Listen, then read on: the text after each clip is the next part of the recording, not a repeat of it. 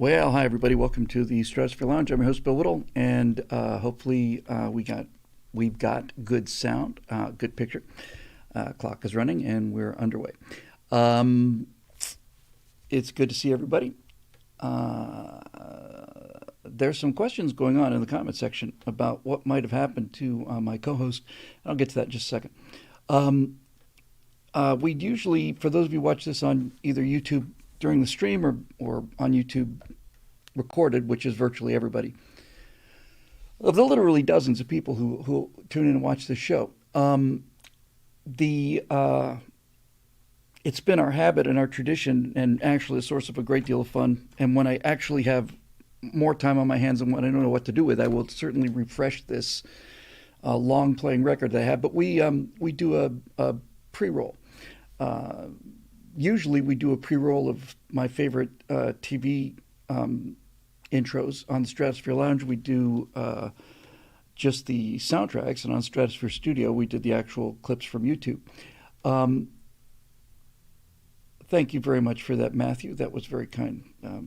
Bill, I have to say before things really get going, what you saw, Apollo 11, was the best documentary I have ever seen. That was very kind of you. Thank you. I'm very, very, very proud of that. Anyway, so just real quick. Um, so, like I said, we usually roll the thing. It's about 15 minutes long. Uh, Not always, but most of the time on Thursdays, and occasionally on the Monday night show. I'll end up being wrapped up here around 3:30 or 4 in the afternoon, and I'll just duck home. I live 10 minutes from here, get a quick nap for the day, because usually I'm here till about 9 o'clock our time, and then another hour to get this thing uploaded, and usually I have stuff to do after that. So in any event, um, I generally go home, get a nap. Now, I can start this machine from home. I've got remote desktop. And depending on where we are, I will either turn on, usually what I'll do is I'll turn on the 15-minute pre-roll, start it streaming, get in the car, and I'm usually in the studio by the time that this thing comes to the end, although it's usually within a minute or two. Sometimes if I'm not sure how long it's going to take to get in, I just start with the stream button, and then it's just the signal out. That's better than nothing, so people know that, at least I'm coming. So uh, in the event that you're one of those people that comes and watches live and you see the stream and no music, means I'm in traffic or whatever on the way. So anyway, that's that. So people are wondering what happened to the Gorn. Well, he started lipping off, and so I decapitated that son of a bitch and put him in that crate you see back there. Um, yeah, there you go. No, actually, what happened was we're going to find out just how interesting this is. So Scott is in South America. He was hoping he could do the show from down there using the internet that he could find, but I think he may actually be in the deepest, darkest jungles. And so we found out it was either the day of the show or the day before the show, which is normally on Tuesday, that he wasn't able to do it. And Zoe's been our Johnny on the spot backup, but he wasn't able to do it either, or yesterday. So we shot the right angles, which we normally do on Tuesday. We shot them yesterday on Wednesday, and they're still not up yet. And the reason they're not up yet is because I've got a post-production load on this, especially on the backstage show, which really is just for our members and usually gets seen by about 300 people. But all of our episodes this week have to have three people. The show was called Trifecta and Right Angle. And when it looked like we couldn't get either one of them, I had a brief moment of thinking, well, maybe we just don't do it this week. Maybe we just can't pull it off. But then I realized we had started doing the Trifectas at PJTV in 2008. I left the show when I went off to do Declaration Entertainment with Jeremy Boring, and they got a bunch of rotating guest hosts. And then I got back for Trifecta, and then I did some more afterburners there. But when we left PJTV because it was closing and came over here, we immediately did the right angles. And so I'm sitting here realizing that we've done this show for 15 years. Oh, Edward Smith, I got to interrupt myself. Was the Star Trek battle theme playing when I killed the Dorm? You're damn well right it was. I had one of those curvy blades with the big blunt thing on the end, and it was dun dun dun dun dun dun dun dun dun dun. So anyway, we'd been doing the shows for 17 years, 15 years, and in those 15 years, we had never missed a week, never, ever. So I decided that since we didn't have a host, I was going to really in a tight spot. So I got the Gorn captain to be the third seat in on our trifecta, our right angles this week. So it's me, Steve Green, and the Gorn captain sitting in for Scott Ott or Alfonso Rachel. I took a big risk with this, but I had to do the show, and I didn't want to do just two because it wouldn't be trifecta, it wouldn't be right angle. Now, CP Tomes is getting me warmed up because he writes, was he civilized? Okay, well. So I actually was practicing it all day. Now, as a brief aside, what you see back there is actually this is the story of my life. This thing you see back here is a platform. I'm on an elevated platform here. And when we were doing the Stratosphere Lounge from the Stratosphere Lounge special alcove, which was, well, it's dark now, but that was lit up and it had a big, enormous, 14-foot wide Stratosphere Lounge thing, and did the show from there and had space chairs and everything. And people said, we don't like it. We want to see it back to the first-person camera. So this thing you see behind me is a gigantic, enormous platform, which is, maybe a foot tall. And I'd asked the guy who did all of the work on this studio if I could get a platform built, and so he built one. But what he did, and you can't really fault him for this, was he built this thing with those, I'm going to make an idiot of myself. They're not 2x4s. They look like maybe 2x6s or 2x8s. In any event, you can see that he put those reinforcing boards in there every foot. I mean, right? So the long and the short of it is, this thing has been on the floor in my studio. I thought, wow, I've been wanting to move it forever. It weighs 800 pounds or something. Honestly, joists, thank you.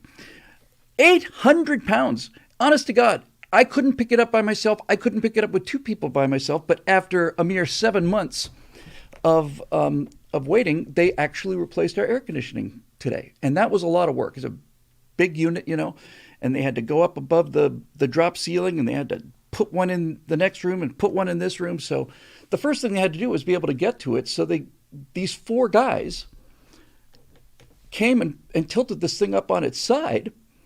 And I hadn't seen the bottom of this thing, and I thought, man, I've been probably thinking about moving this thing or just cutting it up for, wow, what's that, 4 or 5 years now? No, 9 years now, Bill, 9. And this thing sits right in the middle of the floor here. So we always have to walk around. It's been this way since I've been in the building.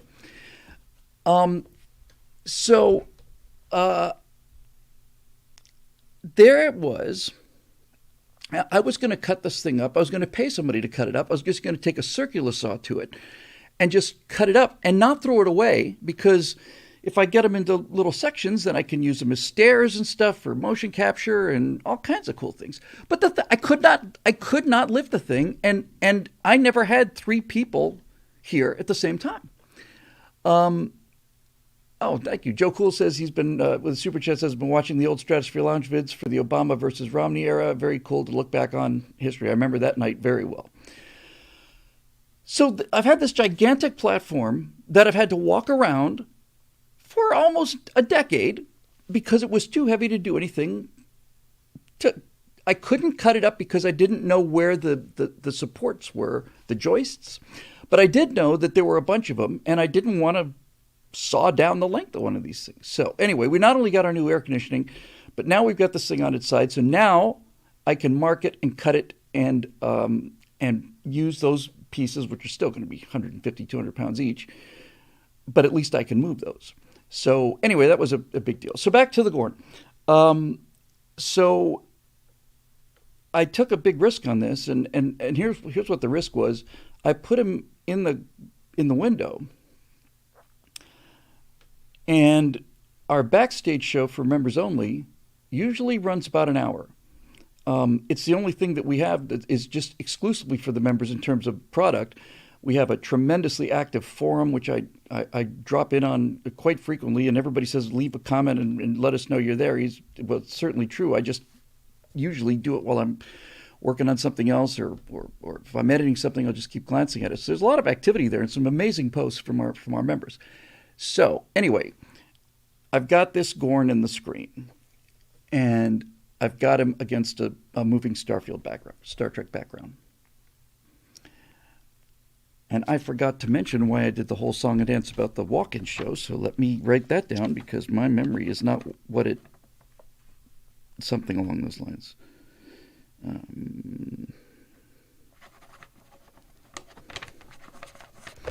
Okay, so I put him in there, and now the problem is that you've got a character there, and he's got to say something. He can't just sit there.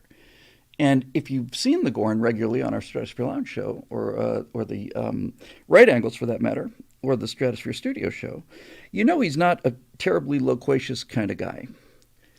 So earlier today, I'd spent some time working on the Gorn voice, which I can't do now because I need to hear it again. But it's very full of S's because he's a reptile, and he doesn't do this. We will make it an easy death, or something like that, right? So I actually got it fairly close. So I'm going to run that through a couple of audio filters and give him kind of a sound. So he's there. Now I got to have him speak. And so we've got this 45-minute members-only show. And I had to have something for him to say. So I got out the writing thingy, and I did 3 pages of dialogue for the guy. As it turns out, Steve, we never know what we're going to talk about on the backstage show, and we obviously don't know what we're talking about when we're doing the right angles themselves. But Steve started talking about the fact that he was messing around with photo AI, with was it the something diffusion thing, and he had done a bunch of pictures of Chewbacca. He just got fascinated with Chewbacca. So I said, put those on a drive. So I got Steve talking about his AI thing. I've got all of his Chewbacca pictures, Chewbacca, at the White House and all that other stuff. And then I said I had a bunch of stuff, so I put up some of my Jack the Ripper stuff and some of the other stuff, the Cthulhu stuff and all the rest of it. Okay, so far so good. And then I said, this guy's got to have something. So then the Gorn captain says, would you like to see some of my pictures? And I said, sure. So I've got like 9 of them. I took the photo that the cutout was, still from the show of the guy in the whole bodysuit.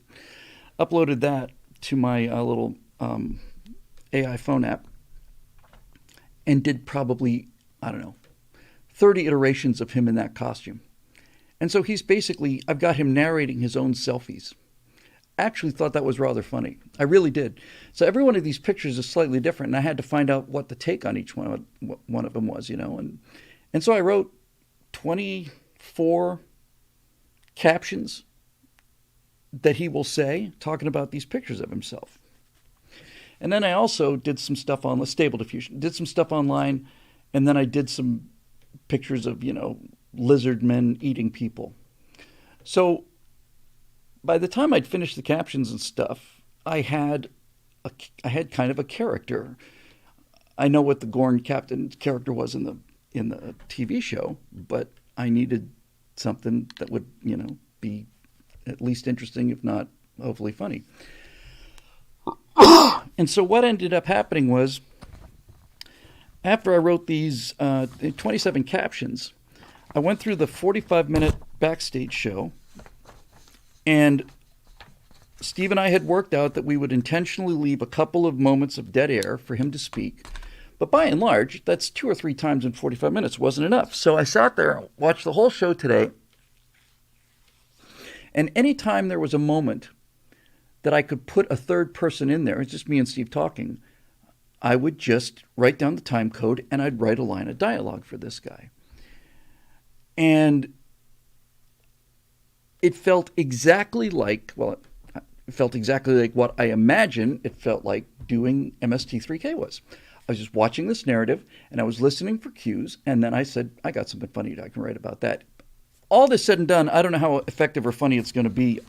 I hope it's going to do well. If it doesn't, it's not the end of the world. I didn't put a lot of, super amount of resources into this. But I will tell you that this afternoon I had a lot of fun doing something I haven't done in a long time, and that was just writing jokes. I actually got paid to write jokes for quite a while. And I just loved it. So I was going to record the voice today, but we had the guys working on the air conditioning, so somewhere around 3:30, went home, took a nap, came back, and as soon as we're done here, at the end of this show, which I'm going to have to try to keep brief, and we all know that means probably going to go 4 hours. But I've got to record it tonight because it's already 2 days late. We normally put the members only backstage show usually goes up on Tuesday night, since we're recorded on a Tuesday morning. But it's pretty cool. And I would find myself just pitching in more and more. So I've got the still of the Gorn. I could have just done just the still. Could have just taken the thing from the screen grab from the episode, but that just seemed lazy.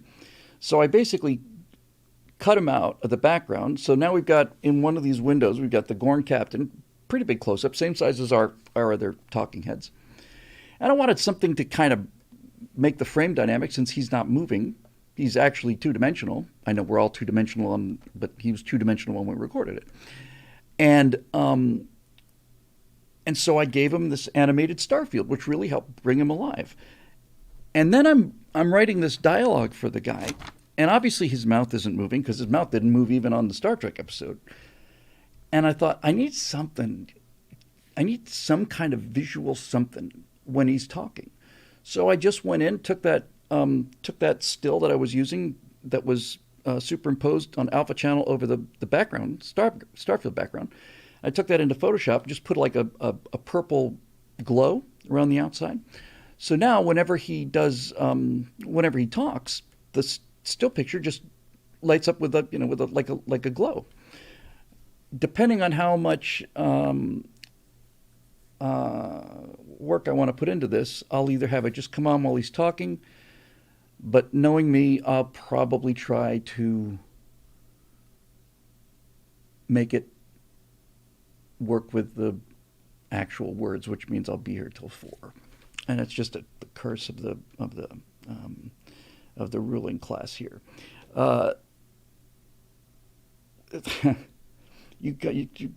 There's a time, and actually this will be something you can all relate to, no doubt. You'll all love this. Oh, by the way, I'm going to take the first 10 or 15 minutes of that members only backstage show. I'm going to tell the members this one particular one I really want to post, because we're talking about AI, and I thought it was kind of funny, so I'll take the most interesting stuff out of that, just 10 minutes of the 45 minutes, and slap it up, so you'll probably see that tomorrow or the next day. Which reminds me, I talk a lot about the planetarium days. I don't know if Phil's here watching, but Phil was basically my big brother that I never had, and he and I spent years there, and I ended up spending 20 years on and off before and after college there. So I learned a lot from that place. But one of the things that nothing was animated. So Jack Horkheimer would write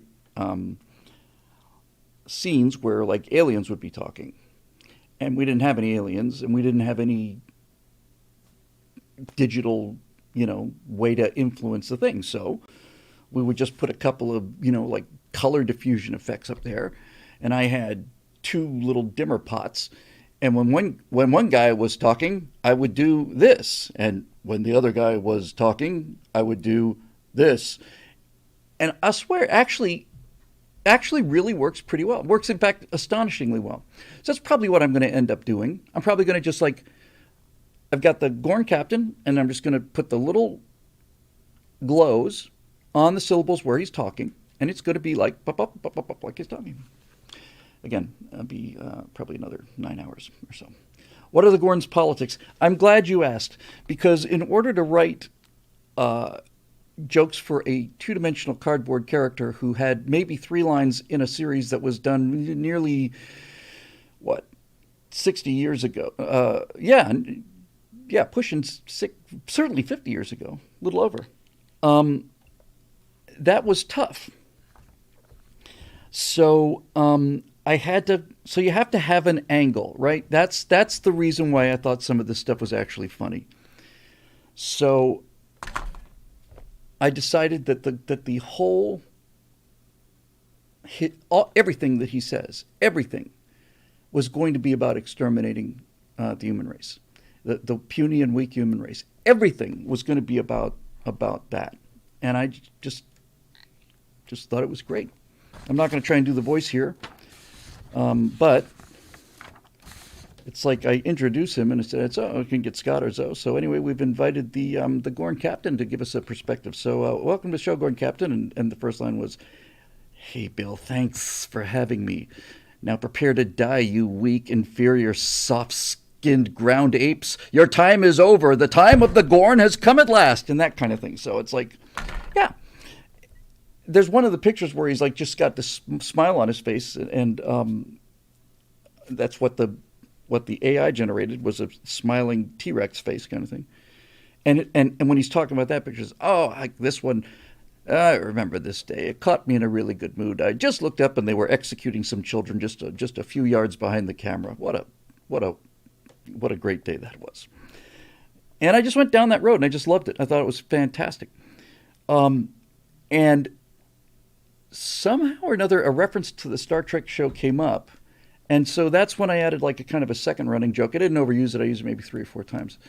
It's like, you humans are so sad and pink and pathetic and weak, except for the one named Kirk. Tell us where the one named Kirk is. So he just constantly wants to know where Kirk is because he's doing that. Now, Steve, in all of our right angle shows, has, by happy coincidence, on his shelf behind him, a 3-dimensional Gorn head. And I don't know if you mentioned this on the show. So he's got this 3-dimensional Gorn head, it's a wearable mask. And he painted like a pencil-thin mustache on it.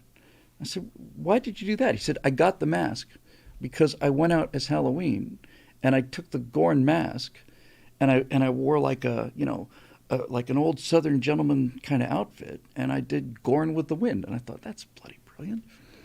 So when we were recording this thing, I tossed to Steve. I said, "Oh, by the way, just got a text from our third window here. He wants to know what the head of his cousin is doing on your shelf there." And Steve says he's not going to reply, and I had the Gorn say something like,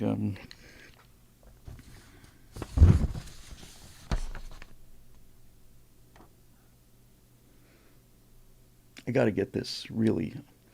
"Yes, that is Ronaldo of my blood cohort. I've known him since the spawning pools.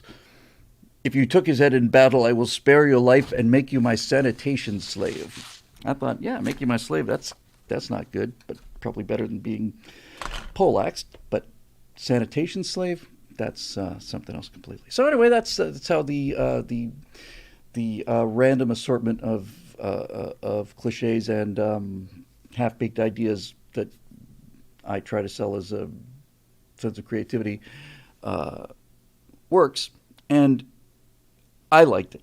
So we'll see how it works. We'll see. So anyway, I was, as usual, got distracted. I distracted myself. At the beginning of the show, I was mentioning that we always do this walk-in, and we usually have these animated shows that were real important to me, and I have to do some new ones because Wild Wild West isn't in there, and that's a criminal oversight. Um, but I also have a bunch of other individual pieces of music which I'll use if I need to extend, or sometimes if I'm actually here, I'll just run a bunch of them together, so it's a little different. And the one that we use, because it's nice and long, it's about 7 minutes, is Weird Al Yankovic's song about the biggest ball of twine in Minnesota. And I actually wanted to talk about that fairly seriously for a minute. Um, I don't know how many of you know the song. I would play it, but I don't want to get the copyright hit, and lose the 48 cents I'll probably make on this show. But it's a great song, and I really wanted to talk about it because the whole song is about Weird Al's trip to see the biggest ball of twine in Minnesota back in the 50s, back in the days when we were doing road trips, and I'll talk a little more about the big upcoming Ultimate Boomer road trip in a minute. And he says that they wanted to go see the biggest ball of twine. It was a family summer vacation. That's what you did when I was a kid. For summer vacations, you would get in a car and just go someplace. I just want to see what the lyric was, because this is what actually got me thinking about something.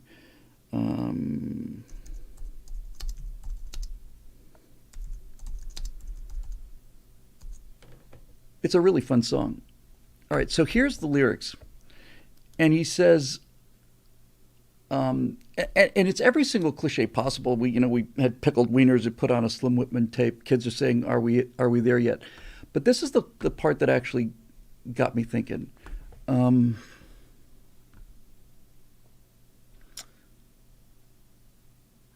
Okay, so they're on their way to the biggest ball of twine in Minnesota, and they say it's so scenic outside of the car, but they can't see anything out of the car because of all the decals on the windows from the places that they'd already been. And that's part of my childhood too. You get a road trip and you get a decal, and so this is all they did was pile in the station wagon, this family, and go see all these other places. But this is what actually got me thinking. In Florida, where I grew up, I spent ages 12 to 28, something like that. Longer, actually.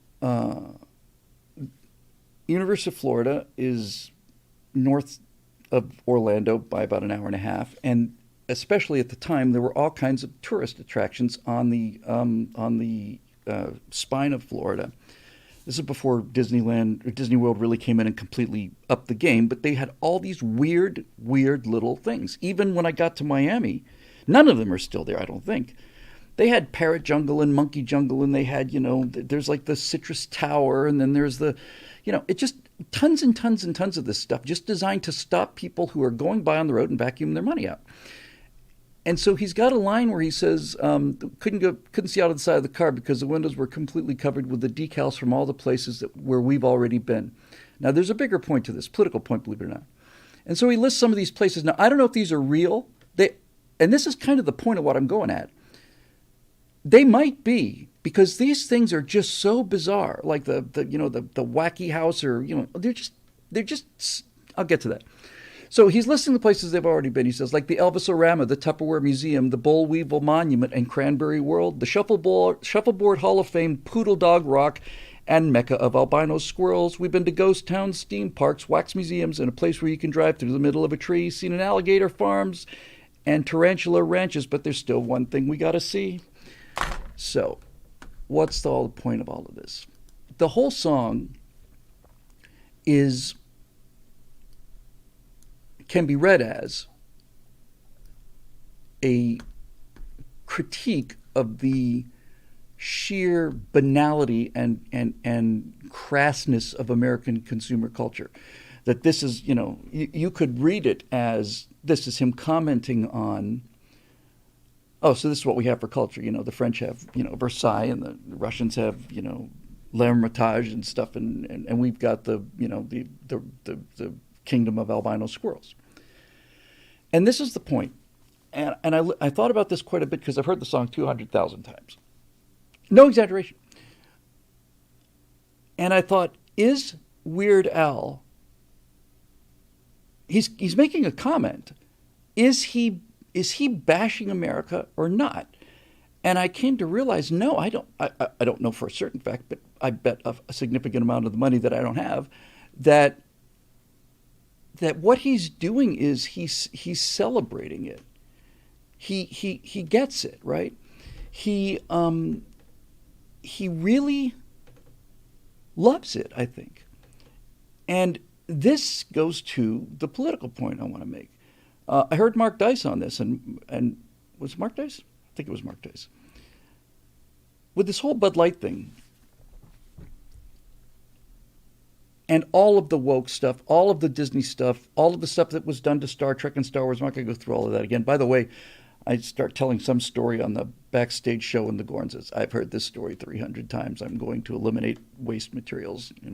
I'll be back in a moment. I just get him out of frame. I got him out of frame because I didn't want to have to write lines for him for 3 minutes. So I don't think that Weird Al is making a negative comment on it. I think he's making a loving comment on it. And if he's not, I'd be damn amazed. Because even though the whole song is about how trivial and trite it is, and even though he's making fun of this magnificent, golden sphere in a cheap pagoda, he's Quibo says he's mocking Americans. He is, but I don't think he's doing it in a negative way. I think he's actually kind of celebrating it. And when you think about this Bud Light thing, and if you've seen the woman who's responsible for this greatest marketing catastrophe since New Coke, you can hear her saying, well, when I took over as vice president of Bud Light, undoubtedly the first woman president of Bud Light, we had a dying brand and no one was drinking it. And if we couldn't get young people to drink Bud Light, then Bud Light was going to die as a brand. So therefore, I decided to go with, not only Dylan Mulvaney, but Amy Schumer and what's the name, Seth Rogen, talking about pay inequality while they're drinking beer. I'm going to appeal to young people by making this thing as woke as it possibly can be. And I realized this is the difference, right? This is the difference between not only these different generations, but this whole different view on America. Weird Al, in Biggest Ball of Twine, in a Twine Ball or whatever it's called, Weird Al is looking at the kind of the shabby edges of American consumerism, and he's doing it lovingly. He spends like 3 entire stanzas on why a guy would make the biggest ball of twine in the world. And he does it, I think, because he loves America. He loves America. And this woman hates America. And this is what I think it was Mark Dice was on. It's like the people who are in charge of these corporations, these young people now, and I say corporations, the people who make Star Wars now hate Star Wars. The people that make Star Trek now hate Star Trek. The people that make Bud Light hate people that drink Bud Light. They all hate it. They just hate it. And they've been given the reins of it, and they're just, well, here's my chance to advance the progressive agenda. They don't think of the progressive agenda as a political thing. It's like, here's my chance to fix this horribly, horribly broken, evil, patriarchal, misogynist, transphobic, homophobic, racist nightmare called America. So I will beat you over the head with things like Dylan Mulvaney until you change your attitudes about this and lovingly and willingly and enthusiastically endorse the idea of, lopping parts off of 12-year-olds.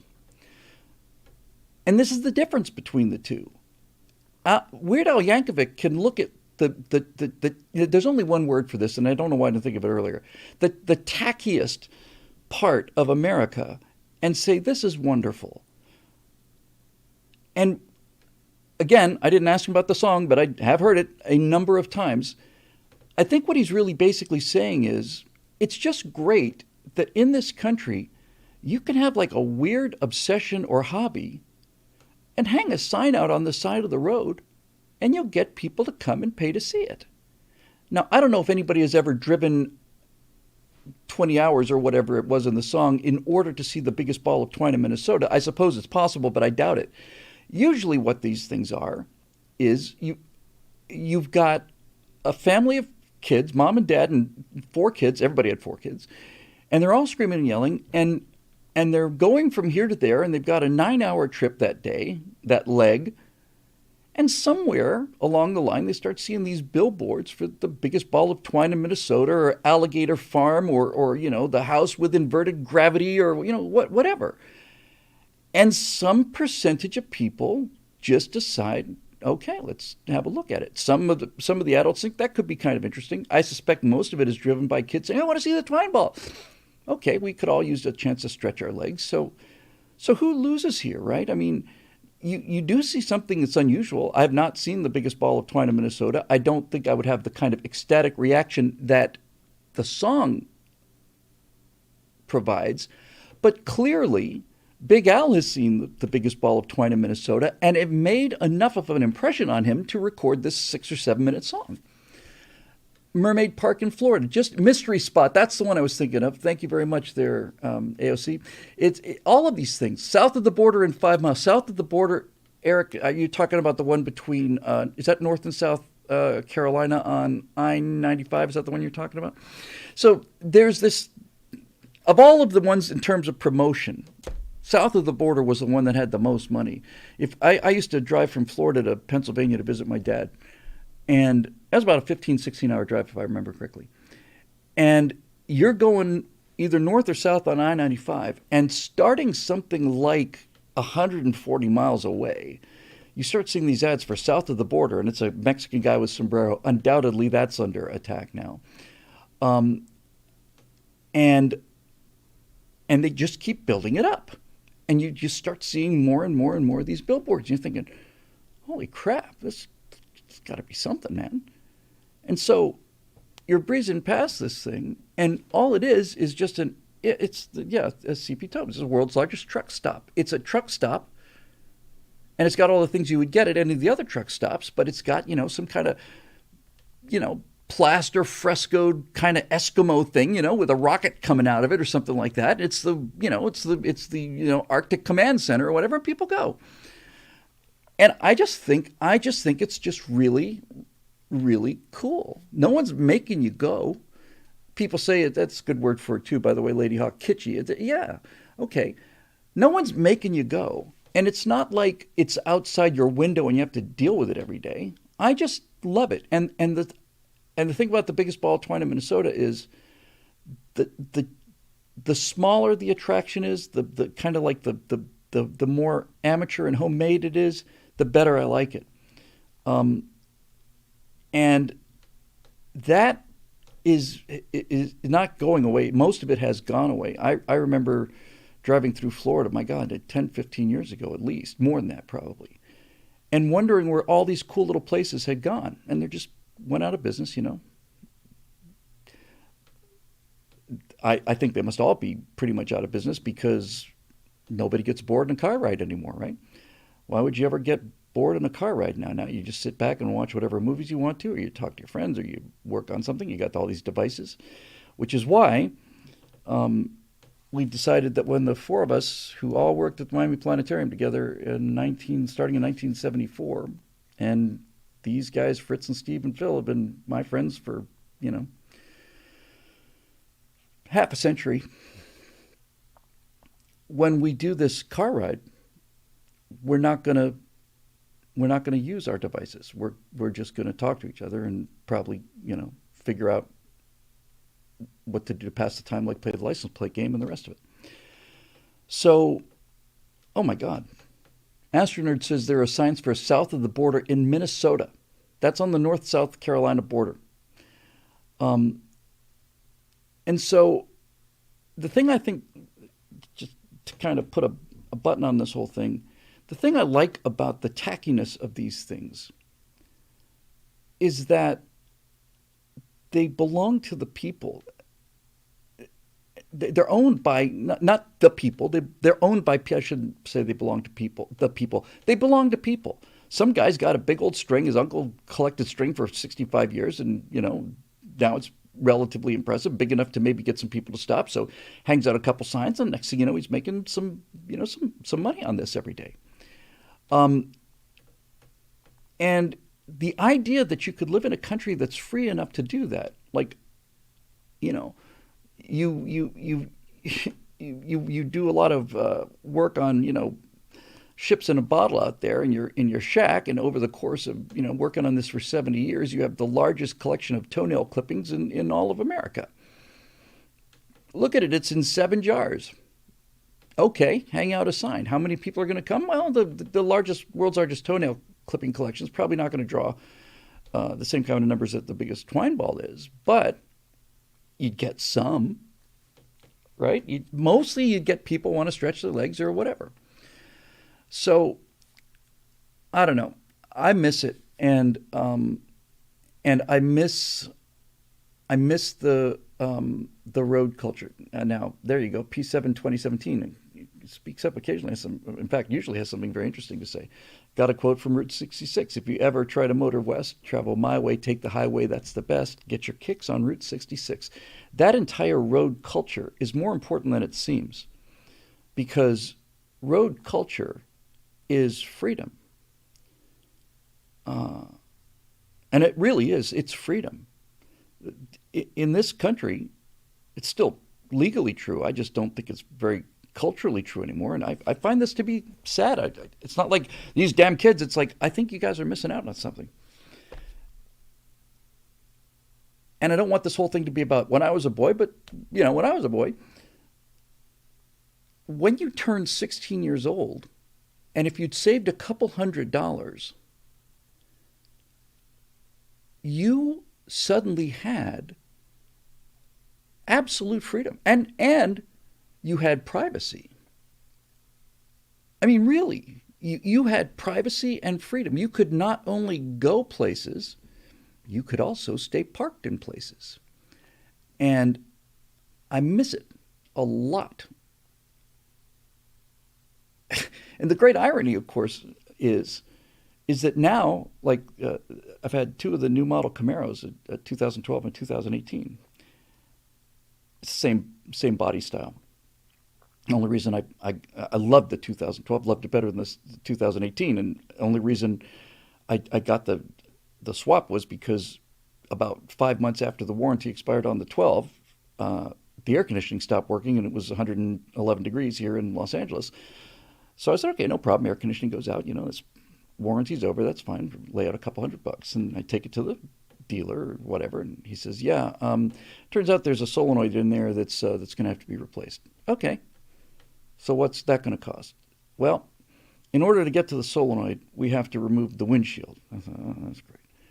And we also have to remove the entire dashboard. What? Yeah, we got to take the windshield off first, and we got to take the dashboard out. And we have to crawl in here and do this other thing in order this part. I said, what's this going to cost? He said, $6,000. That's not an exaggeration. $6,000 to repair this air conditioning. And I thought, I've been driving used cars my entire life. And you save some money, obviously. But when you I cannot tell you. It's at least 10 years. I bet it was more like 20 years, at least 20 years, probably pushing 30.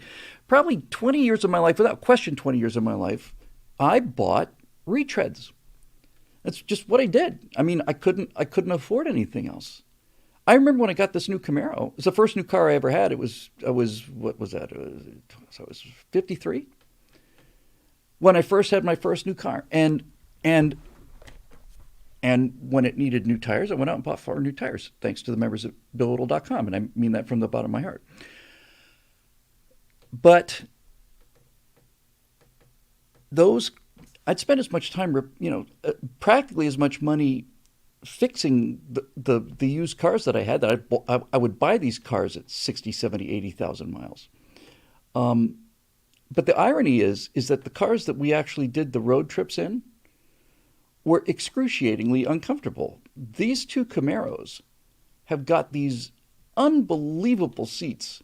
I've driven that car from Los Angeles to Las Vegas before I got married, I did it in one. I just did it. I didn't have to stop or anything. And you don't have that kind of, my God, if I don't get up and walk, my ass is going to kill me. It's just going to leave. Horrifically uncomfortable cars.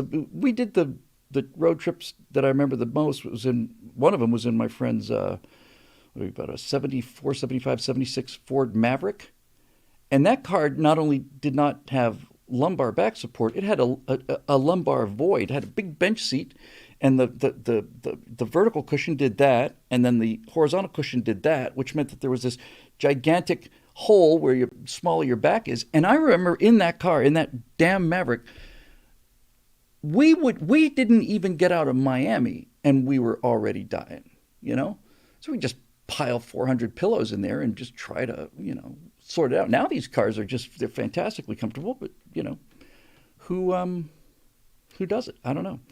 I don't miss it. I lived it.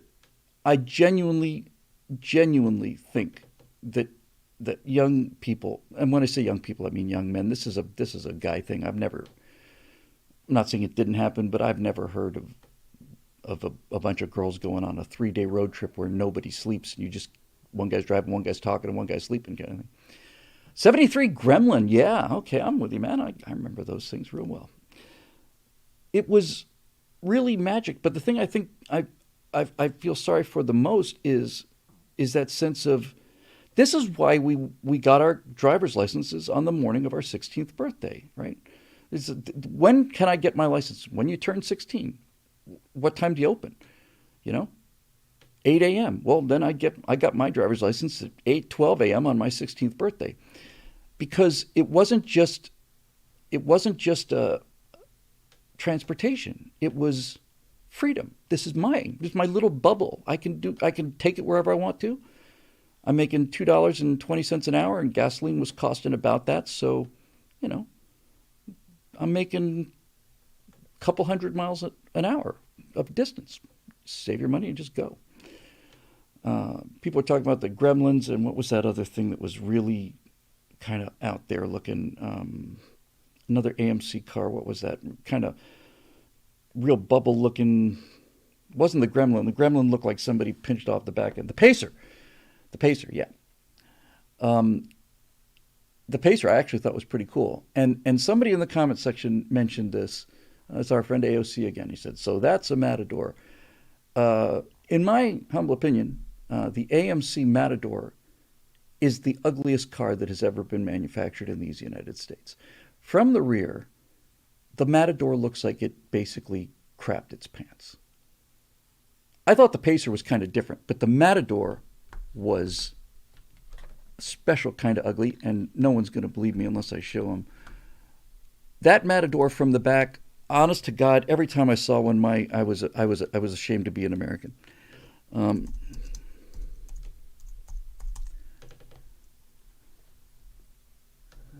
Let's see. Somehow it's not quite as ugly as I remember it being, but let's see if I can find a good example of just a freaking horror. That's kind of close. It's not really what I'm looking for. Yeah. This will give you some idea. Really need, yeah, maybe this. Yeah. So for those of you who were not fortunate enough to have been born in time to see the magnificent Matador on the actual roads, these were the incredibly sleek and elegant lines. That's the second. Why is that doing that? It did this to me last time. Let's try it again.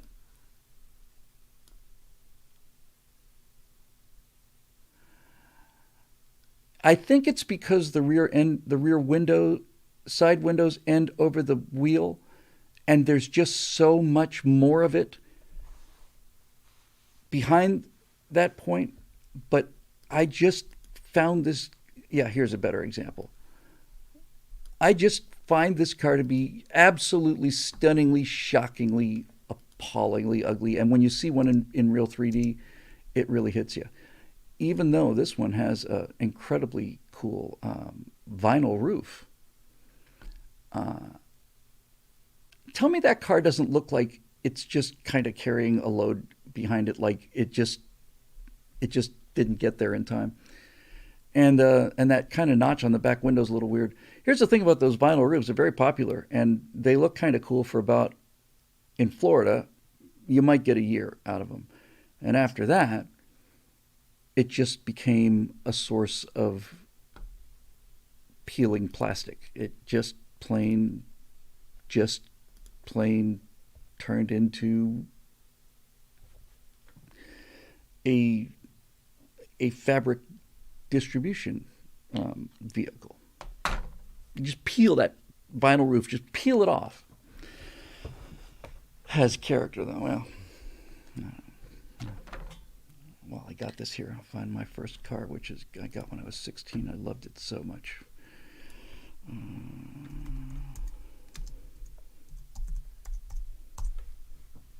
Yeah, baby.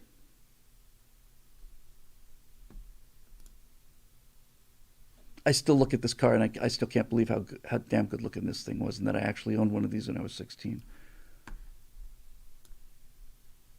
Still got pictures of it too, actually, somewhere. I think the actual car. Come on. Here it is. This, my friends, is a 1970 Chevy Camaro. And I had one. I bought the 1970 Chevy Camaro in 1976, used, obviously. And that is a fantastic looking car, especially with those little half bumpers, you know? They didn't put the bumper in front of the chrome, in front of the grille. It's just cool. And these were before impact bumpers, you know? Nowadays you hit something and that bumper's supposed to take a little bit of the damage, although the one in front of my car is just plastic, it just wrinkles. But not on these, man. On this one, it's like, nah, to hell with it. You know, we're not going to hit anything. We're driving a car like this, we're not going to hit nothing. So just pull it all the way up to its magnificent full resolution. Yeah. So, yeah, there was that. And I don't recall that there were any headrests in there either. So, lap belts. I think I see shoulder belts in there conceivably. Two separate belts, by the way, not the 3-point harness that I think Saab invented and then made free for everybody without enforcing their patent on it, which was pretty cool.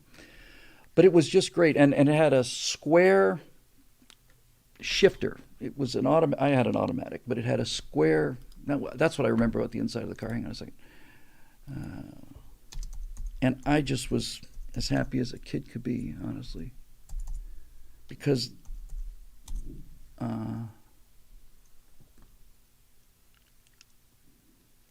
the internet will be the death of all of us, but before that happens, it sure is cool. Look at this. This is wicked, man. Look at this thing. This is how you put that baby into drive. Come on. Yeah. How badass is that thing? That's just frickin' cool. Anyway, so that's the whole twine ball thing, and it is pertinent to today. You know, these people don't. It does look like a jet throttle, which is exactly why I like it, hose. These people, these young people, young executives, not every young person by any means, but they hate it. They hate this country. They hate everything about it, and they're convinced that everything is better everywhere else, anywhere else, and yet they never go. And if they do go, they come right back home again. And I just think that the biggest ball and twine in Minnesota is a magnificent statement about freedom and about individuality. That's the word I'm looking for. So there's your lead-in rant for the day. And yeah. So anyway, so we're going to do the road trip. I think I might have reported on this. There are emails that I haven't caught up with yet, so I've had 2 or 3 replies to this. If you're one of the 4 people that will be in the car, I'm not up on the latest. Three on the column, yeah. Barbara Durand, they called that three on the tree. It was a manual shifter on the column. I remember that from a friend's Dart, Dodge Dart, I want to say. Three on the tree. What a goddamn awful way to live through things. So we're going to do the road trip. My friend Steve, who I did most of my road tripping with, suggested 9 days. 9 day trip, and he had it all blocked out. We'll go from here to here. That'll be a 7 hour drive. Then we'll stop for the night. And then we'll do this, and then we'll do this, and we'll do this. We are going to be at the Air Force Museum in Dayton, and we will announce that time. So if you're in the mood to go and visit the biggest ball of twine in Minnesota, and you want to divert to the Air Force Museum, we will let you know what day we will be there, because I'm looking forward to seeing as many of you as can make it.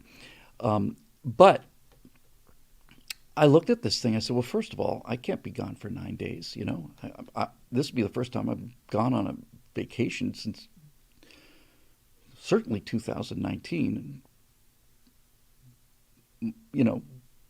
Just me goofing off by myself with some friends for the first time in probably 30 years. Come back with postcards for a slideshow. I love slideshows. So he came back with that.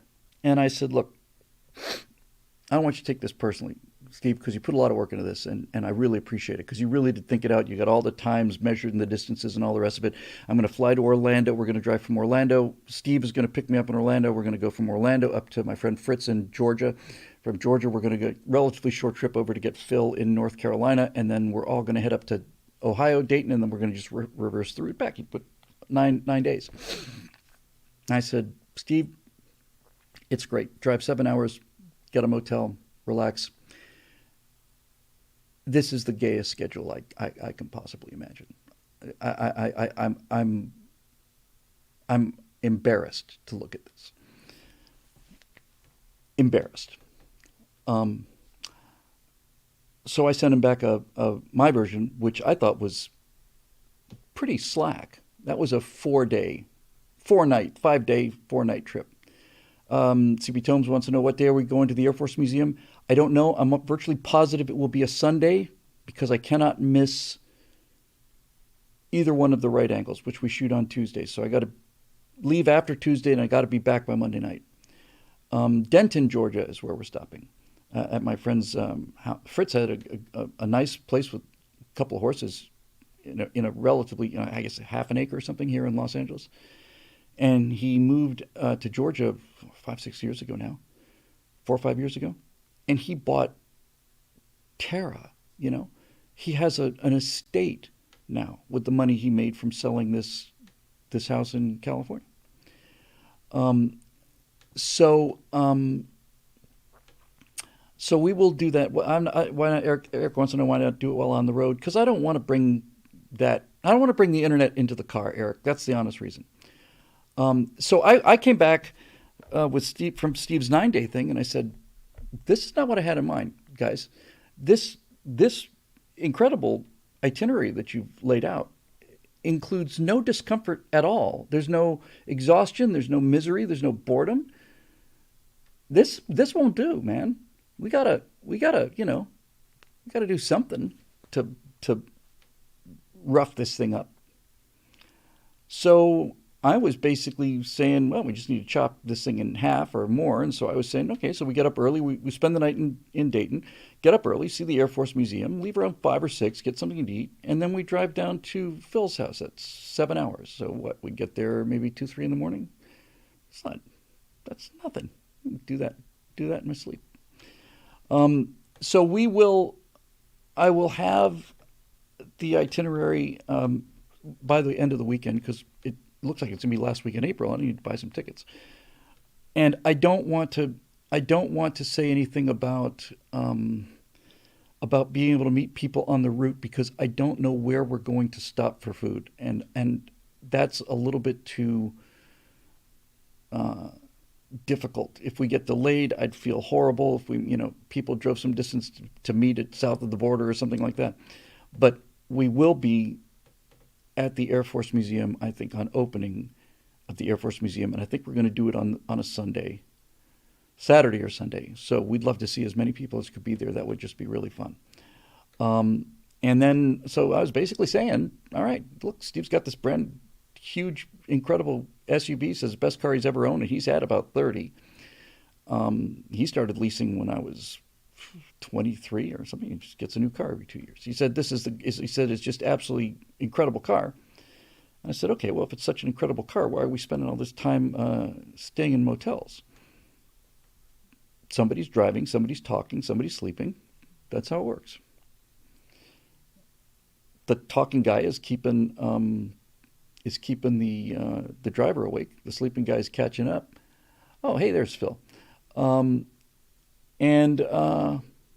you know, let's just make a if we're going to try and recover our, when I say lost youth, I'm speaking about those three. But yeah, if you're not miserable, it's not a road trip. When I say miserable, I mean euphorically happy, but physically uncomfortable. And we'll have to remember all of those, puzzle games like, a man walks up to his car that's locked and he says, I can't do this, my son is because my child's a doctor or whatever the hell that thing is. So we're gonna, butt ache is necessary. Eric, that's it. If there's no butt ache involved in this, then it's not a road trip. And in a car this modern, I can't see us not developing butt ache unless we're doing 10, 12, 14 hours of driving, something like that. Now that's a good point. Furball 321 says miserable in your 60s is different than miserable in your 20s. I think Steve had probably factored that in, but I haven't. And I think that's actually going to be quite depressing. But I don't care. I'm just going to tough it out because my feeling is if I could do it when I was 20 and I can do it now that I just turned 64, then that means I'll live forever. So that's the plan anyway. It's going to be a lot of fun. It's going to be fun.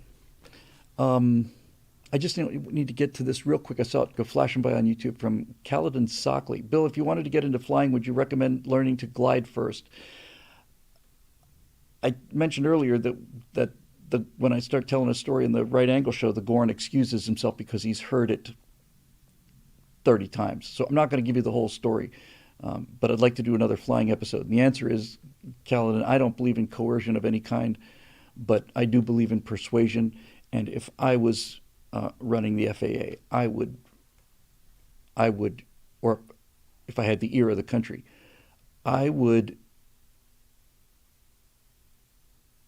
say that the desirability of learning to fly a glider before a powered airplane is so high that I just this short of making it mandatory.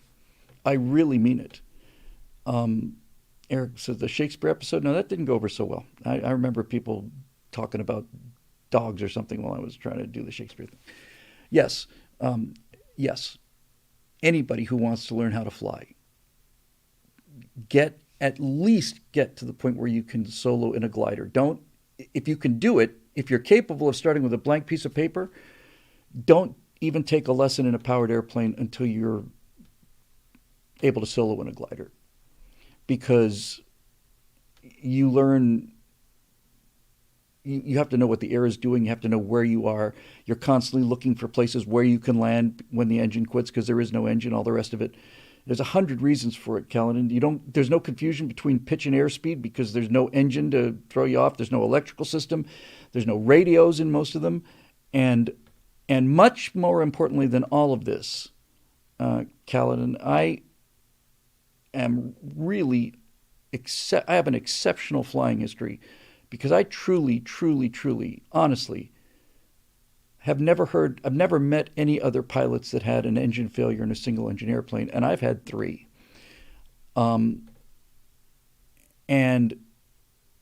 when that happens, when you're just buzzing along your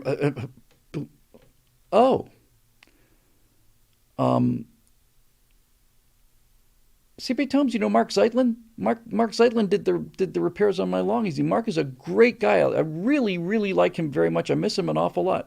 Funny you mentioned that name. I'm really glad to hear that name. I haven't thought of him, or I've thought of him occasionally. I haven't seen him since we sold the plane back in 2016.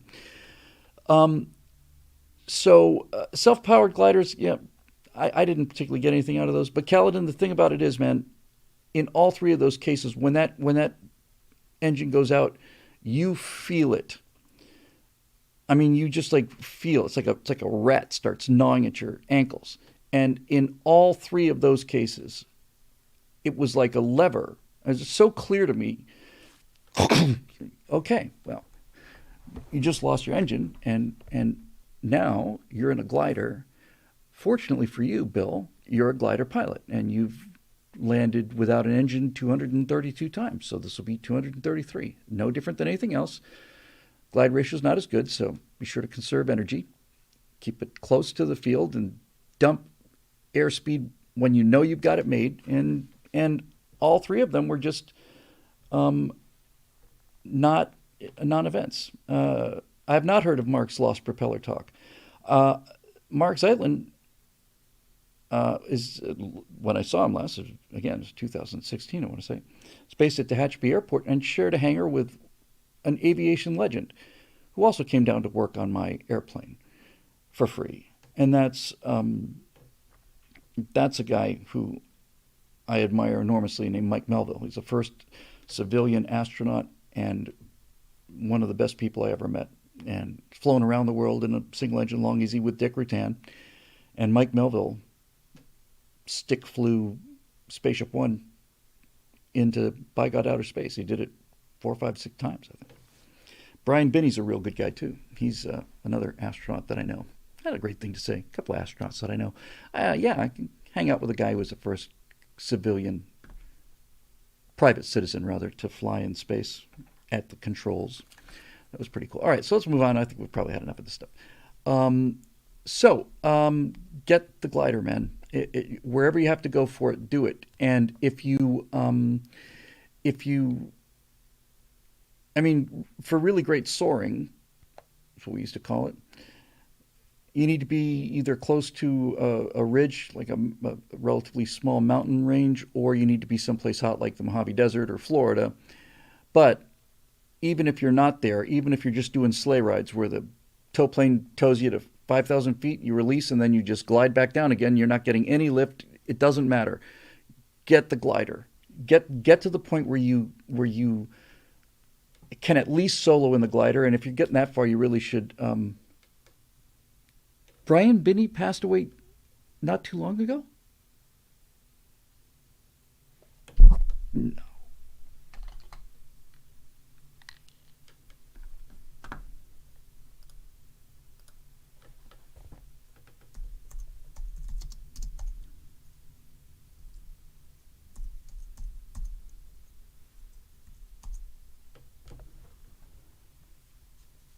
Oh no.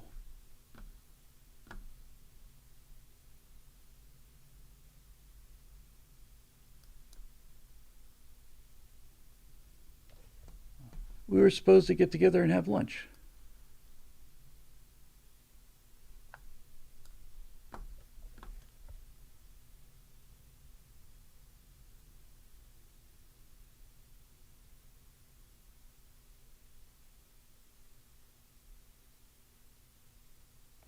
Sorry for the I almost said dead air.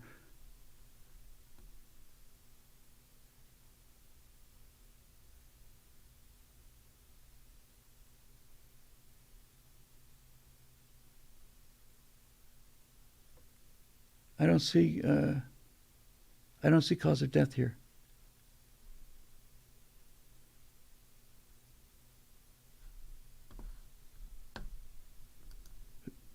September of 22. Hang on, I'm sorry.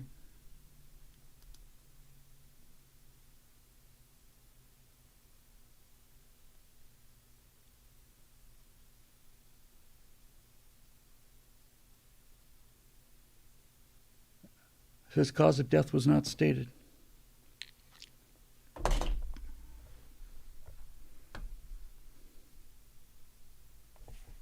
That's that sucks. Um,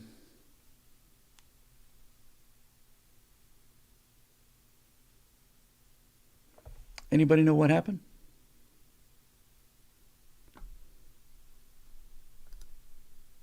Uh,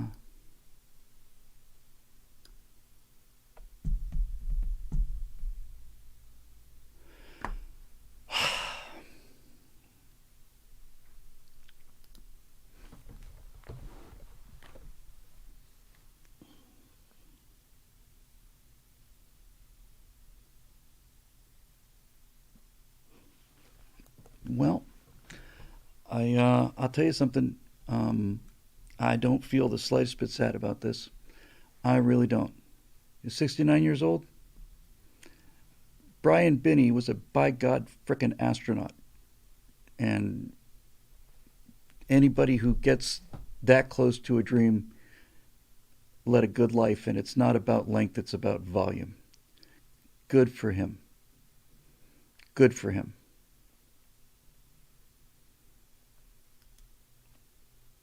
Good for him. And thank you for letting me know. Some people are apologizing. It's like, no, I'm glad I just didn't hear that. I still don't know why. Uh, oh well. Brian Binney has flown west, and not all of us will fly west, but some of us will. Uh, I've been tooling around a little bit with DCS. I still have to get final payments before I can really, you know, get things straightened out financially here before I can really go deep into it. But I have been messing around with it a little bit, and and there's so many DCS as a DCS digital combat system of flight simulator, extremely high fidelity flight simulator, about as close to getting being a real fighter pilot as you're likely to get, and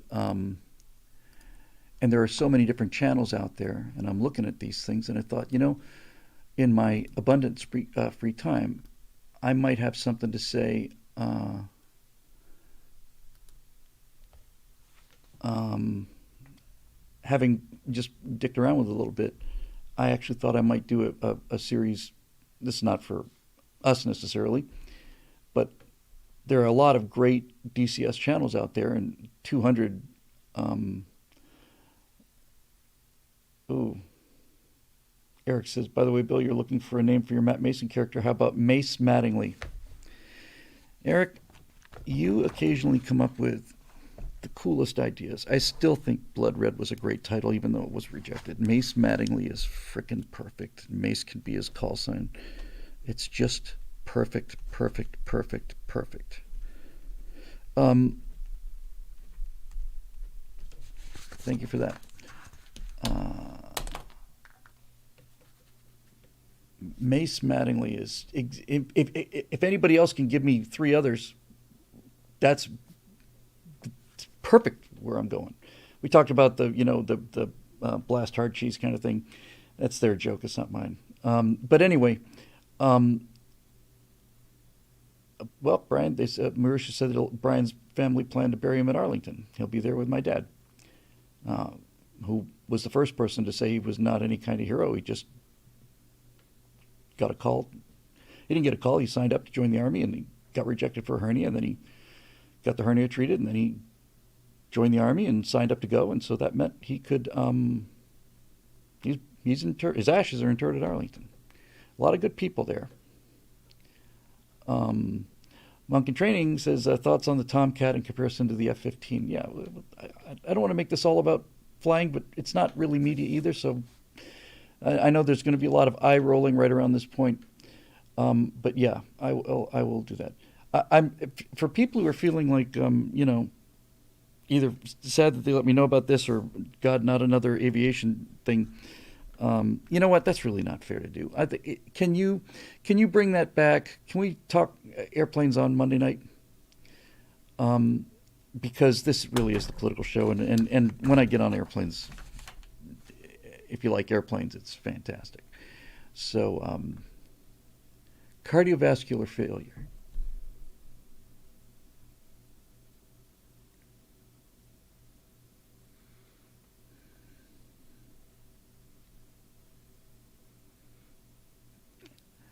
Okay.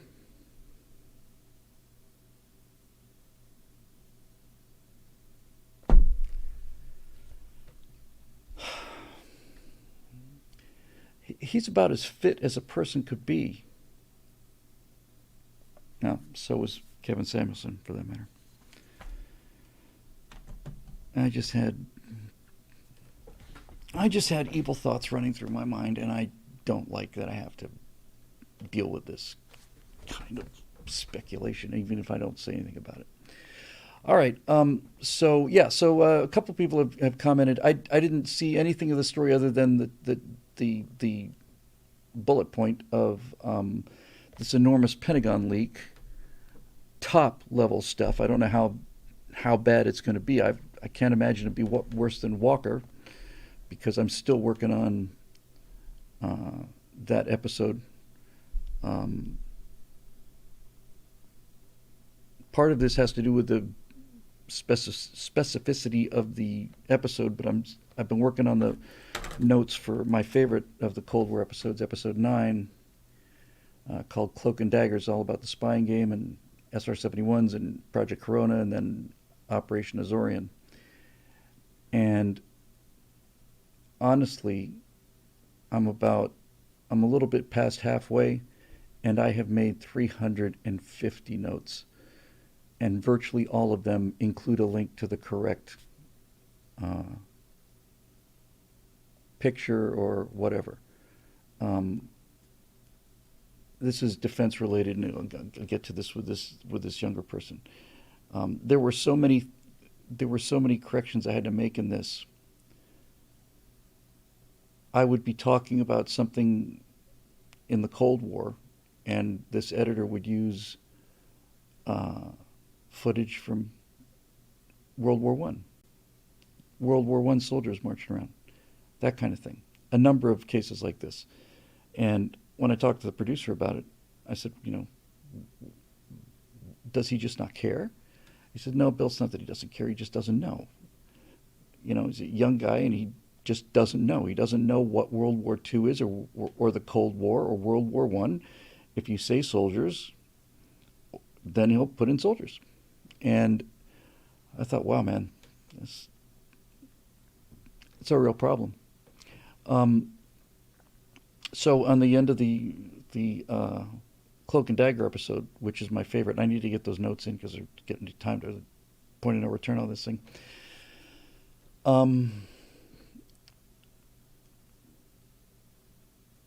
That whole episode is about American technological supremacy. It's about the U-2, which is a remarkable airplane. It's about the U-2 getting shot down. The U-2 flew high and very slowly. One of the most amazing things about the U-2 is that it is so fragile, like the lunar module's fragile, that when the U-2 is at cruising altitude, I don't have the exact numbers, but they're something close to this. The air is so thin that when the U-2 is at its cruising altitude, it will stall, the wings will stall, and it'll fall out of the sky at anything slower than 117 knots indicated. Plane's going faster than that over the ground. It's not a fast plane, but it's going faster than that over the ground. Indicated airspeed is what the airplane feels because it's doing 117 knots because the air feels like 117 knots because it's so thin up there. So if the pilot lets the plane get below 117 knots, he'll stall the airplane and probably go into an unrecoverable spin, or the wings will come off. But if he exceeds 123 knots, then he's crossed the red line. He's flying VNE faster than the never exceed speed. The U-2 at cruising altitude has a 6-knot window of stability, and that pilot has to keep the entire mission there, because if not, that plane's going to crash, and chances of surviving an ejection at 70,000 feet, probably not great. So the U-2 flew very high, and it did it real early, but it was slow. And when they shot down Francis Gary Powers, it was the last U-2 flight over the Soviet Union. It blew about all kinds of things. There was a huge summit that was going to happen between Eisenhower and Khrushchev, and this thing just killed it. Might have put the Cold War to bed in 1961, maybe, possibly. 1960, somewhere around in there. So they went to Kelly Johnson, who, along with Burt Rutan, are the two greatest aircraft designers in the world, in the history of the world, and they said, we need a U2 version 2, and Kelly Johnson said, I'm not going to do something to be obsolete by the time it's on the runway. If we're going to do something new, let's do something new. So he designed the A12, which became the sister of the SR-71. A12 is cooler looking than the SR-71. It's a little bit faster, too. Did he survive? The pilot, the U-2 pilot did survive. Francis Gary Powers was his name, and he had a cyanide pill which he didn't take, and so they put him on trial in the Soviet Union. It was one of the worst public relations disasters of the Cold War. So Kelly Johnson in the mid-60s designed the fastest airplane in the history of the world. He was halfway through the time between the Wright brothers and today. He was prior to halfway, and he built the SR-71, which is amazing in its anti-reflective black paint. It's radar-absorbing paint. The SR-71 was a stealth aircraft. But at the museum here in Los Angeles, they've got an SR-71, and they've got it without the paint. And in its raw titanium, you actually have to see this. I'm not going to make this about airplanes. I'm making it about secrets and military and this 20-year-old. But this you have to see. Because the SR-71 A12 without its paint is even more impressive.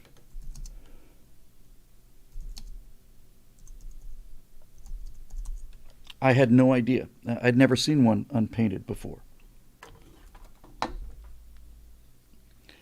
But when I saw this thing at the museum here in Los Angeles,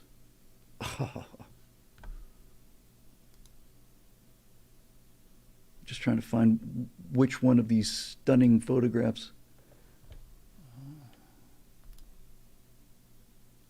All right, I need something a little bit closer because you can't really quite make out the details. It's just actually unbelievable.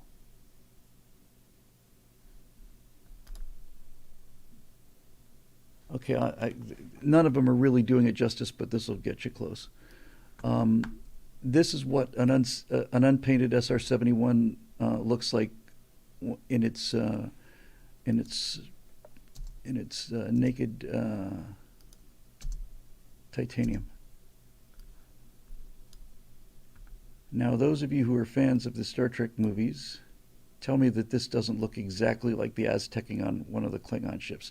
Look at those triangles and how those things fit together. It's, when you see it in person, it's beyond imagination how advanced that airplane looks and is.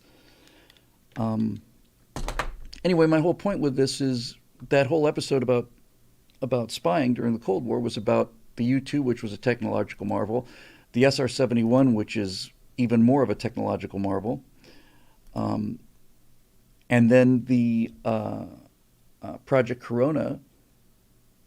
We launched, I want to say it was 11 attempts before we finally got a spy satellite to actually do what it's supposed to do.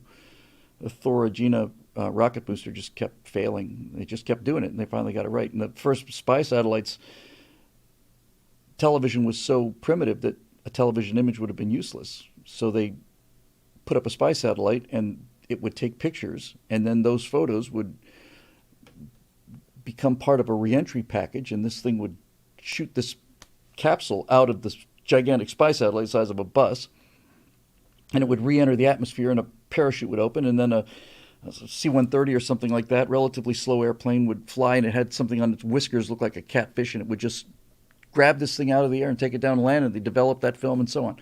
So that was an amazing miracle. And then the heart of that episode is about Project Azorian, where we discovered that the Soviets had lost one of their first ballistic missile subs in the middle of the Pacific Ocean, and the Soviets searched for it for months, couldn't find it. It was 16,000 feet deep in the Pacific. Nobody knew exactly where it was. But the Soviets went and looked and looked and looked and determined they couldn't find it, and that it was impossible to find. But by this point, we had our SOSUS net of underwater microphones, so we were able to triangulate that position real well. And then we sent, I want to say USS Halibut, I think, with a towed array, and this submarine towed this sled with a cable that went down damn near 16,000 feet, and just did a search pattern. And they're not looking at a TV screen. They're getting nothing live. You're just doing a search pattern from a submarine, reel this thing in, develop the film, just nothing but nothing but nothing but nothing but nothing but for weeks, nothing, nothing, nothing, just silt, nothing, nothing, nothing. Wait a minute. That looks like metal. Let's go back and look at that place. And there sits this Soviet submarine, K-128, I want to say. And it's in essentially perfect condition, relatively speaking. It didn't just implode. And I get reasons for that in the episode. So, in the early 70s, I want to say it was, we just decided to go out there and scoop a submarine off the bottom of the ocean at 16,000 feet deep. Titanic's at 12,000. We just went out there and picked it up with a big mechanical claw, did it in front of everybody. We got Howard Hughes to be the cover story. And he's going to go scoop magnesium modules off the bottom of the ocean. And I remember that story and thinking, oh, magnesium modules, how cool is that? Just went out there with the Glomar Explorer and reached down 16,000 feet, grabbed a submarine, pulled it up, and damn near got the thing to the surface somewhere around less than... They were more than halfway up to the surface when one of the tines on the forks that picked this thing up broke, for reasons that I get into on the show. And most of the sub fell away, and they recovered the front section of it and so on. So anyway, this was millions of dollars. The Corona project was millions of dollars. SR-71 was millions of dollars. U-2 was millions of dollars. All of these unbelievably advanced, complex miracles, all of it, SIGINT, signal intelligence. And I end the episode by saying this just showed how immeasurably farther ahead the United States was compared to the Soviet Union technologically. In terms of human intelligence, ideologically, a guy named Robert Walker was a communications guy in submarines and in the Navy. And in the course of several years, he gave the Soviets everything that we have. Everything. The propeller designs to stop cavitations so that we had these super quiet subs, he just gave them the designs. He gave them all of the communications codes, gave them how we make our subs run quiet, all of the way we install all the mechanical devices on rubber, pads basically, so that you don't get any vibrations. Walker gave them everything. We spent hundreds of millions of dollars to do these miracles, and in the end, Robert Walker ended up getting paid about $250,000 to give the Soviets everything. And that was one of those great moments in the Cold War series that I like so much, where you get this reversal. That whole episode's about reversals. Actually starts out with USS Triton, first submarine to sail around the world underwater. Was spotted by a Filipino fisherman. And he goes rowing back in. He says he's seen a sea monster out there. And what he saw was a periscope of USS Triton, which went around the world, circumnavigated the world underwater. And it talks about how advanced Nautilus was, and how advanced Skipjack was, and how miserable those Soviet boats were, and how deadly and dangerous. And their first nuclear sub ended up killing something like 40 Russian sailors on its own. The first Soviet nuclear sub, now I'm not sure if that actually is the first nuclear sub or whether it was the first ballistic sub. The one that they call it, K-19, they called it the Widowmaker in the movie. That's not what the sailors called it. The sailors called it Hiroshima because so many guys died of radiation on that boat. AOC says it has the picture that the Triton took. Yeah, there's a photograph of a guy in a dugout canoe looking like you would look if you just saw some big steel pipe come out of the bottom of the ocean. Anyway, this is it, right? I mean, we accomplish these miracles, and then we give them away because we cannot keep secrets. And there's one thing to have somebody... Walker wasn't a terribly high-level guy, But if it turns out that what they're saying about this story is true, that this was a 21-year-old kid who had access to top secret information, and we just let that happen, you don't deserve to, the country like that doesn't deserve to survive. It just doesn't. You just simply can't. That just cannot happen. Hey, Rich, that's great to hear. Rich B in YouTube says he was on USS Tunney SSN 682. I'd love to talk to you about that, man. I do. I really get into submarines in this episode 9. I really get into them hard, and I love them. And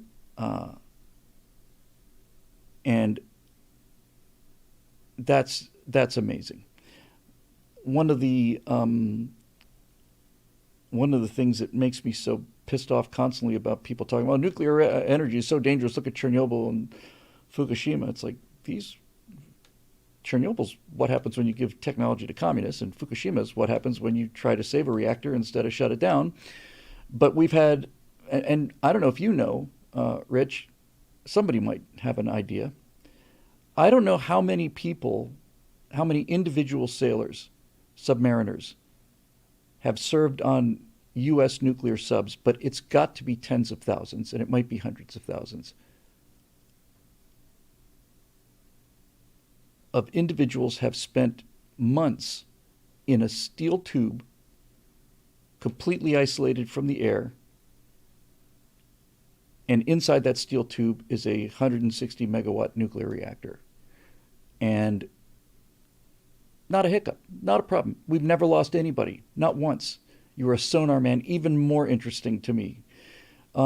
We've never had a single, as far as I know, look, we lost 2 boats. We lost Thresher in 61 or 2 or 3, 64. I know we lost Scorpion in 68. Talk about that on that episode too. So we lost 2 subs, but after the I don't know, it was after Thresher, or I think it might have been after Thresher where they put in the SubSafe program. But like commercial aviation, it's just we figured out how to do it. We never lost anybody due to rate 63. We never lost anybody due to radiation. We've lost vessels, but that's not because of the reactor. Well, technically speaking. Marisha says, Bill, why aren't we using the small size reactors that subs use to decentralize power all over the world? This is what the Major Mason animated thing is about. Do you want to see the reactor room? Do you want to see the control room? You want to see where all this magic happens? They open a door. There sits a yellow thing about the size of a refrigerator, and I'll look it up, and I'll find out the name of it. Yeah, this is a General Electric A2B from the USS Skipjack class, and it generates X number of megawatts. I'll get this right. And we have 3 of them, and as long as we use them in series, a reactor was more or less stable, lasts forever, just as long as it doesn't go critical. Once it goes critical, then you start taking energy out of it in terms of the neutrons and all the rest of it. So we burned through the first one. We took that out and buried it. And now we're on the second one. We got a third one ready to go. So we're good for, we got 25 megawatts of power up here for this couple of these little cabins for the next 100 years or so. And the whole thing about this is why I like this idea so much, is I'm going to have this Major Mace Mattingly really amp this up. Do you really want to see where all the power comes? Do you want to see the reactor room? It's going to be a big deal. You want to see the reactor room? Yeah. Okay, I don't know. You have to wear these special goggles and put these things on, right? And it's like you're going to go and see this gigantic room with this rotating thing on 3 gimbals, and electric arcs coming off of it and plasma and all that. He just opens a broom closet. It's just the size of a large closet, the size of a big air conditioner, basically. And says, yeah, it's right here. We got 3 of these things. So this is something that I can do with this kind of content that me just talking about is not going to get through. And we had this in the early 19... had it in the late 50s. Nautilus was amazing. Nautilus, prior to Nautilus, World War II diesel electric boat, either a German U-boat or a U.S. fleet boat, which I think the U.S. fleet boats are best subs of the war by far, because they had to carry a ton of diesel fuel because they had to sail across the frickin' Pacific Ocean before they could run into any kind of... I mean, they had to cross the Pacific Ocean on the surface. But generally speaking, a diesel-electric boat of that era, they're a little better now, could do 9 knots underwater for maybe 48 hours. That's not a lot of distance. Nautilus submerged in the Bering Sea off the coast of Alaska, and I want to say 3 or 4 days later, it surfaced in the Atlantic Ocean off the coast of Greenland. It went right over the top of the world, sailed underneath the Arctic ice. Operation, was it Sunshine, I want to say? Game changer. And what's especially interesting about that to me, and again, it's in this episode, is that I don't know whether it was done intentionally or not, but it seemed like we did this the right way. I was seeing... I was listening to it. There's another guy on YouTube. I just subscribed to him. He's a former F-14 backseater, former F-14 Rio. And he was talking in detail about the USS Ford. And he said that the Ford's had a lot of problems. And the main reason that the Ford has had a lot of problems is that they did so many things new. Is it Ward Carroll? Yeah, Ward Carroll. He's fantastic. I really like him. So Ward is saying the reason that the Ford is so over schedule and over cost is because they're integrating, I think, something like 23 new systems, 5 of which are absolutely critical, and they're all going into the ship at the same time. And the general consensus looking back is we should have put 1 of those, or maybe 2, into the next generation, and then iterated it over the next 3 or 4 ships. But that's what happened. The smart way is what happened with Rickover and the birth of the nuclear submarines. Nautilus was an extraordinarily conventional-looking submarine. After World War II was over, they took a number of the newer fleet boats and they started a program called Guppy, which I remember from being 12 or something. Greater underwater propulsion power. They basically took a World War II sub, which if you look at it, has got a deck gun and it's got, all of these periscopes are just out there in the open. It's radar dish, and then there's another deck gun aft, and the one's conning tower is just a bunch of protrusions. It's just draggy as hell, right? So they just basically took this frame and put a very much more streamlined hull around it. They basically just built a new top around the highest drag parts. And then they had the same sub, and it just performed so much better underwater. So instead of trying to get everything in the Nautilus the right way, what they did was they took the propulsion issue, the nuclear reactor issue, and put it in a very conventional looking sub, which was the Nautilus. And at the same time, they took this revolutionary idea about a submarine that is more efficient underwater than it is on the surface because it's going to live underwater. A nuclear sub's going to live underwater. It took a while for that to sink in. And so that teardrop shape was being developed at the same time, but they didn't try to do the reactor and the radical new hull design in the same vehicle. Nautilus was the test bed for the reactor for nuclear-powered submarine, and USS Albacore was the first modern-looking sub. It was a teardrop shape with the sail and everything. Looked more or less like a modern sub, but it was conventionally powered.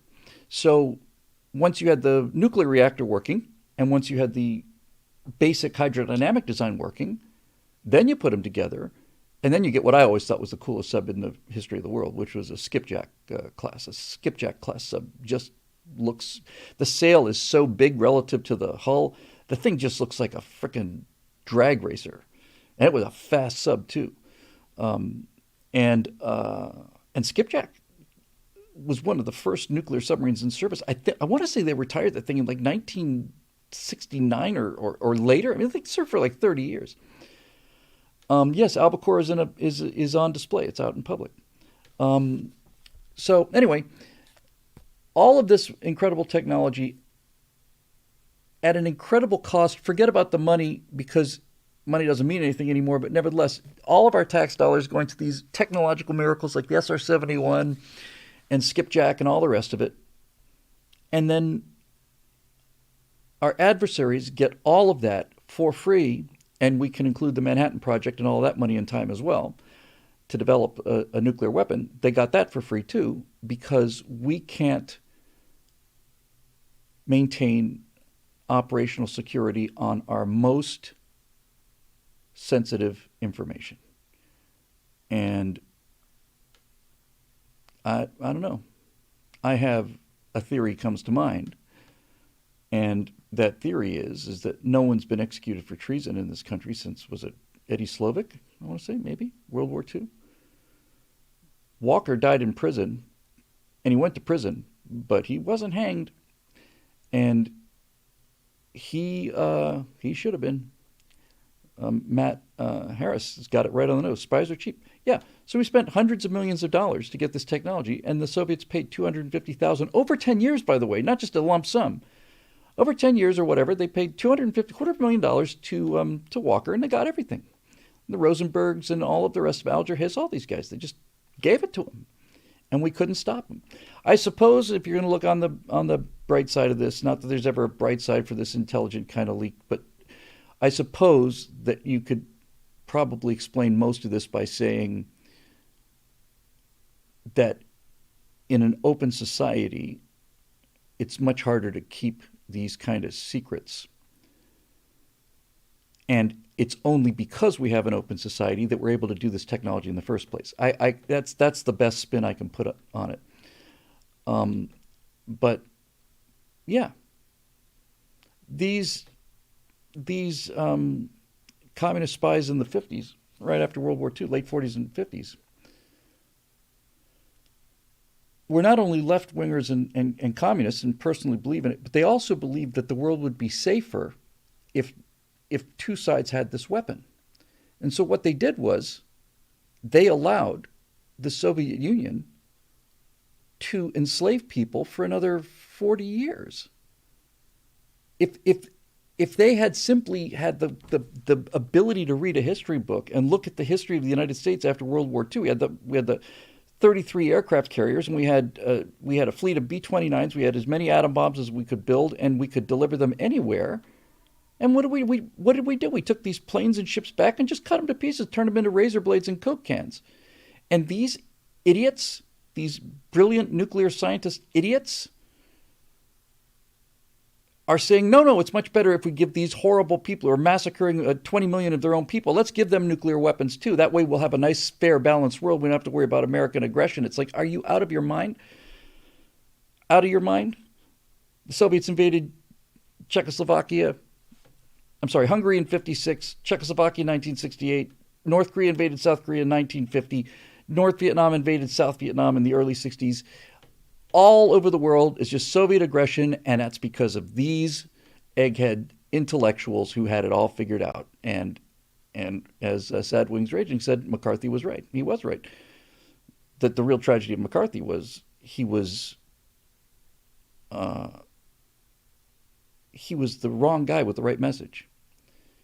And thank you for that, Huscarl. Phyllis Knudsen. We had 33 fleet carriers. Those would be the fast Essex-class aircraft carriers, probably the finest, most advanced ship of the entire war. We had 33 of those. Some of them were older, like Enterprise, for example, but we had 33 fleet carriers, and we had 104 flat tops. Most of those would be jeep carriers, escort carriers, like Gambier Bay. And the rest of those guys out at Taffy 3. I'm not going to start that again, but anyway, there you go. Okay, so I said I needed to do a short show tonight. It's 8 o'clock. I was going to use that as a kind of a satirical launch into getting maybe one question out of the way, but I have an awful lot to do, and I actually feel like it's probably more insulting to do one question than not at all. So I got to get this Gorn animated, and I got to get it out of here tonight. Dang it, Bill, says Eric Blake in all caps, yelling at me from God knows where, hidden location somewhere in the internet. Eric, that's why your computer has a Control-C and Control-V function. It's extremely useful. Oh,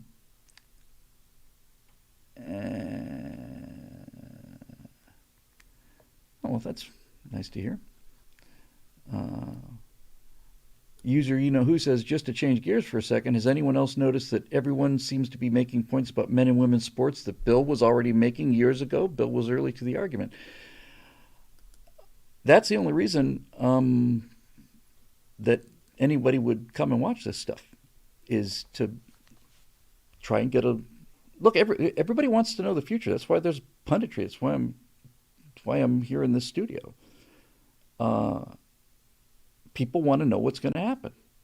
Nobody knows what's going to happen, but if you process enough information and you have enough history, you can make probably more educated guesses than maybe some other people. Um, and Grant wants to know, will there be an expansion or continuation of the What We Saw series? We said Apollo 11, What We Saw. We did the Cold War, What We Saw. Then we did America's Forgotten Heroes. And this last one they could have told me they wanted some version of What We Saw, but no. The one I just finished, the one that took me out of coming home to America for 5 months, 6 months, or longer, was not a What We Saw series. It was I simply called it an Empire of Terror. Although I did like Eric Blake's name very much, which was his suggestion was to call it Blood Red. I thought that was fantastic. Um, so anyway, take your question, Eric, and copy and paste it, and what you do with it between then and there is entirely your business. Uh, so I'm going to get on this thing because it's already 2 days late, and you know we just we just need to get this product out the door. So that's what we're going to do. I'm looking forward to reading the comments about what you think about my guest star in the center square. Um, Now I got to listen to a bunch of the episodes so I can get what was as close to that voice as possible. Um, okay, Marusha, I'll see if I can take a look at that tomorrow. If we shoot virtue signals tomorrow. Um, so anyway, yeah, I guess that'll do it. So I'm gonna wrap this up here at a mere 1 hour and 47 minutes, and hopefully the this thing will work as well as at least to some degree, as well as I hope it will, because I had a lot of fun doing it anyway. At least there's that. So this show is made possible by the members of BillWhittle.com, who continue to pay their $9.95 a month or more in some cases, and whose patience is eternal and support is unlimited, and to whom I'm extraordinarily grateful every single day, every single day. And we'd love to have more of you. So if you've been watching the show for a while and you like the show, if you want to head over to BillWhittle.com, you can become a member, make a one-time donation. That's why the Stratosphere Lounge is not broken up every 6 or 7 minutes with 3 minutes of commercials. Um, is it Rad Robot said, I just got here. I'm sorry, man. We're just closing it up. However, I'm going to immediately post this, so it'll be on the BillWhittle.com YouTube page. I'll get that going, and I will then get on the Gorn Captain as a political commentator. And it wasn't lost on me that this is similar to what Doomcock does and a few other people, where you're writing a character that you're going to voice yourself, and is essentially, just kind of fun. So we'll see. All right. So that'll do it. Thanks again for being here. As always, thanks for all the support and the kind words and the membership and all the rest of it.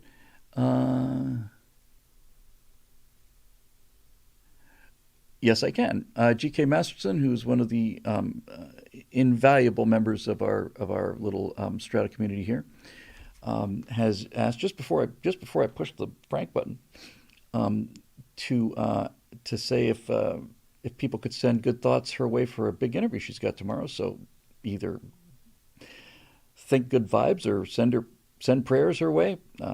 One of the finest people we've ever known, and been nothing but generous and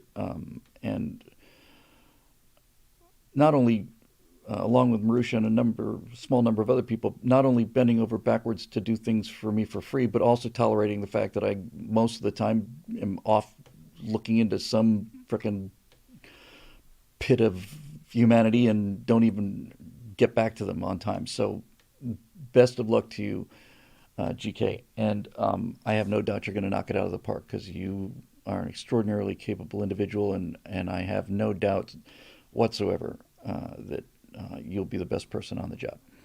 So, good luck, and everybody watching this, wish her good luck, and let's let all that good karma head that way, and be bold, and mighty forces will rush to your aid. And on that note, we will see you next time right here on the Stratosphere Lounge.